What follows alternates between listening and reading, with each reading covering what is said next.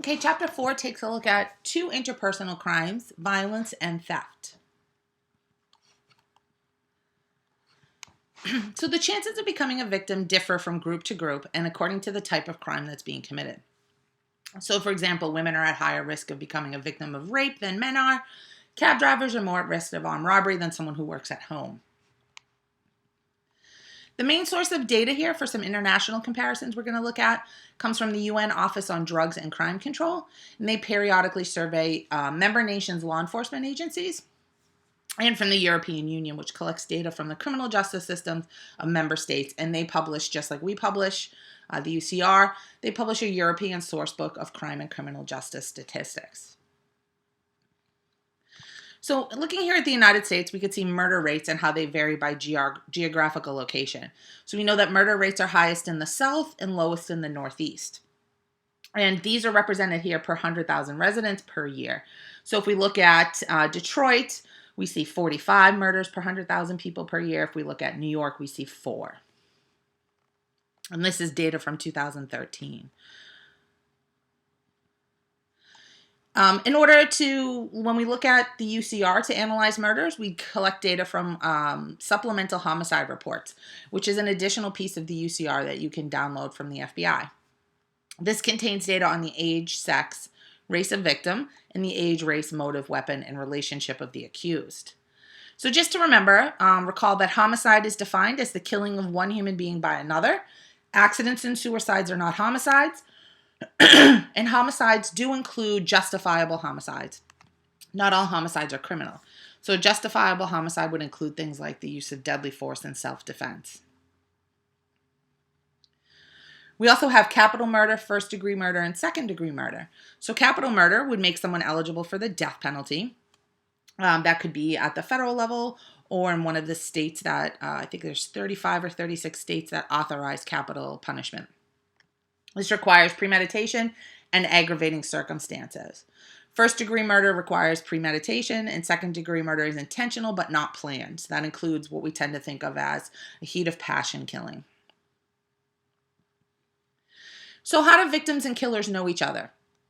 So most of the time in a murder, the victim and the offender are known to each other. So in anywhere from around 30 to 40%, the victim and the offender are friends or acquaintances. Their family in about 12 to 14% of cases, strangers in about 12 to 16. And then there's other situations in which the crime is unsolved and therefore the relationship between the victim and the offender is unknown. Those have been on the rise. Because those have been on the rise, it also means then, that our solve rates and our clearance rates are going down.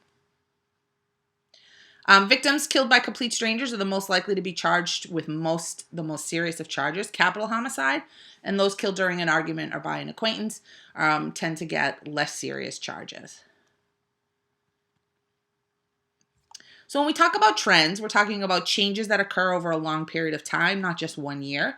So we can look at homicide trends from 1900 to 2007. We can also look at aggravated assault trends.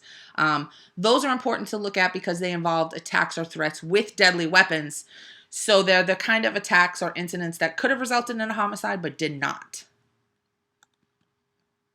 So we can look at this and we can look at aggravated assault rates here. And here we have the trends in aggravated assaults looking at the NCVS. So that would include aggravated assaults that are not reported to the police and the UCR. And you could see that there are some different trends here. Maybe starting around 94, 95, the trend seems to be a little similar in terms of a downward curve, but it's pretty different before that. We can also look at trends in robberies, right? And the trend in robbery, we could see that the NCVS and the UCR are a little bit more closely related in terms of peaks and valleys. So what can we can look at all this data and we obviously would look at it in more depth. We do know that violent crime rates dramatically decreased from the early 90s. Interpersonal violence is not out of control. And it's not growing at the rate it was between the 60s and the 80s. But of course, we don't know where this is going to go. Let's think about robbery. Robbery is both a violent crime and a property crime. right? So it's an attempt to take something from someone by threat or use of force. A completed robbery is a face-to-face confrontation in which the offender takes something of value directly from a victim against their will by force or threat of force. So you need to have that force or threat of force piece be there in order to be a robbery. We can use the NCVS to analyze robberies because it has more information about victims and the events than the UCR does. So the primary motive of a robbery is theft. About 27% of attempts are unsuccessful. Just under half are victimized by complete strangers. Over half of assailants are unarmed. And about 2/3 inform the police. Forceful resistance did reduce monetary loss, but increased the likelihood of severe injury. So what about robberies that turn into homicide? Murders where robbery is the motive. Those decreased from 2,500 in 1980 to 685 in 2013. Less than 2 out of 10 of 1% of those accosted are actually murdered. So the odds of actually being killed during a robbery are pretty low. And here we've got some data, over several decades.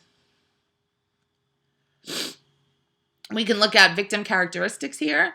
We could see that males are more likely to be robbed than females, although the distance or the difference between those two is much lower in 2013 than in 1993. We can see that Blacks and Hispanics in 1993 were much more likely to be victims.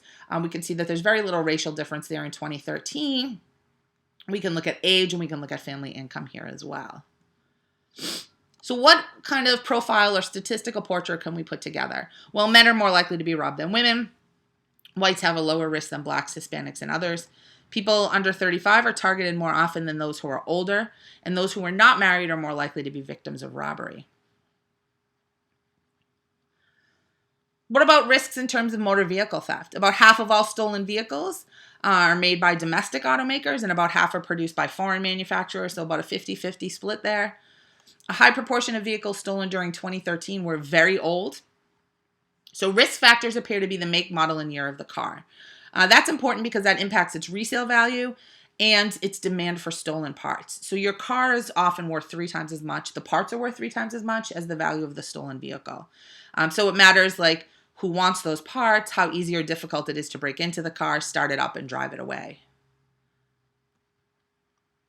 Identity theft is the illegal appropriation of someone's personal information. So that could be your name, address, date of birth, social security number, and mother's maiden name because, of course, that's what we often use, as kind of a verifier. This undermines the basic trust on which our economy depends. A persistent problem is that this crime often goes unreported, uninvestigated, and or unsolved. Police are reluctant to accept complaints because most police officers don't have the necessary training in order to investigate identity theft. They often don't have the resources as well. There's also issues in terms of generally multiple jurisdictions being involved. So how do we project someone's cumulative risk? That's your likelihood over a lifetime of 60 years, right? So not just your likelihood at any given moment or your likelihood of becoming a victim of crime this year, but over your lifetime. So we are likely to be a victim of at least one theft, but it's more likely that we'll be a victim of 3 or more.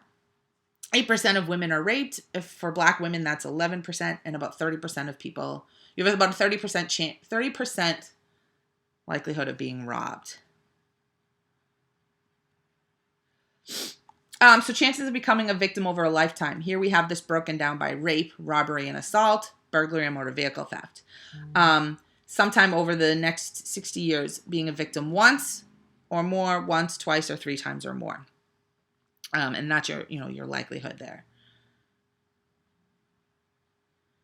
So if you look at this, you could see the less serious the crime is, the more likelihood you have of being victimized. So assault is much more likely. A burglary is more likely than a robbery or a rape. And that wraps up this general look at crimes of theft and violence.